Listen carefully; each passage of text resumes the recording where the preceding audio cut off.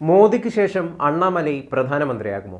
പല രാഷ്ട്രീയ നിരീക്ഷകരും പറയുന്നത് 2024 നരേന്ദ്രമോദി പ്രധാനമന്ത്രി സ്ഥാനം ഒഴിയുമെന്നാണ്. ഇന്ത്യൻ രാഷ്ട്രീയത്തിൽ ഒരിക്കലും കാണാത്ത രീതിയിലുള്ള നീക്കങ്ങൾ നടത്തി ലോകത്തെ അത്ഭുതപ്പെടുത്തിയിട്ടുള്ള മോഡിയുടെ മനസ്സിൽ എന്താണെന്ന് ആർക്കും അറിയില്ല. അതേസമയം BJPയുടെ ദൗർബല്യം നരേന്ദ്രമോദിയെ അമിതമായി ആശ്രയിക്കുന്നതാണെന്ന് ചില പൊളിറ്റിക്കൽ സയൻസ് വിദഗ്ധർ അഭിപ്രായപ്പെടുന്നുണ്ട്.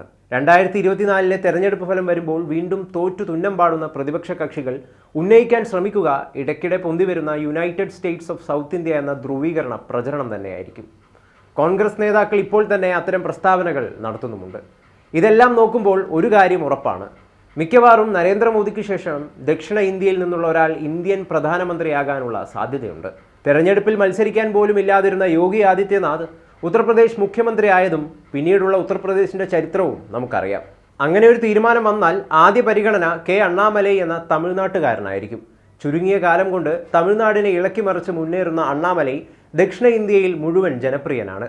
കർഷക കുടുംബത്തിൽ ജനിച്ച് എല്ലാ പ്രതിസന്ധികളോടും പൊരുതി IIM ലക്നൌവിൽ നിന്ന് MBA നേടി. തുടർന്ന് സിവിൽ സർവീസിൽ IPS ഓഫീസറായി. കർണാടക കണ്ട ഏറ്റവും ജനകീയനായ പോലീസ് ഉദ്യോഗസ്ഥനായ ശേഷമാണ് ജോലി രാജിവെച്ച് ഇദ്ദേഹം രാഷ്ട്രീയത്തിലിറങ്ങിയത്. ചെറിയ വയസ്സിൽ തന്നെ പലരെയും അത്ഭുതപ്പെടുത്തുകയായിരുന്നു അണ്ണാമലൈ.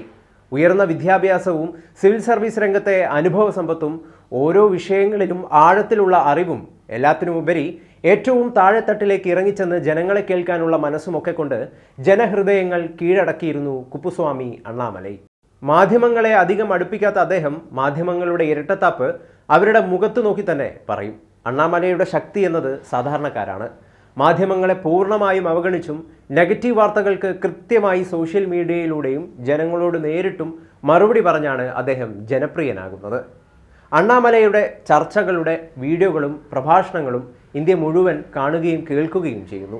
ഇന്ത്യയെ വെട്ടിമുറിക്കാൻ നടക്കുന്നവർക്ക് മേലുള്ള RSSന്റെ അടുത്ത സർജിക്കൽ സ്ട്രൈക്കായിരിക്കും അണ്ണാമലൈ എന്ന 39 വയസ്സുള്ള തമിഴ്നാട്ടുകാരനെ ഇന്ത്യൻ പ്രധാനമന്ത്രിയാക്കിയാൽ സംഭവിക്കുക.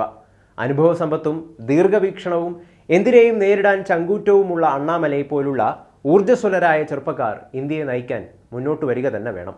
കർണാടക കേഡർ 2011 ബാച്ച് IPS ഉദ്യോഗസ്ഥനായ അണ്ണാമലൈ ചിക്കമംഗളൂരു, ഉടുപ്പി ജില്ലകളിൽ പോലീസ് സൂപ്രണ്ടായി സേവനമനുഷ്ഠിച്ചിട്ടുണ്ട്.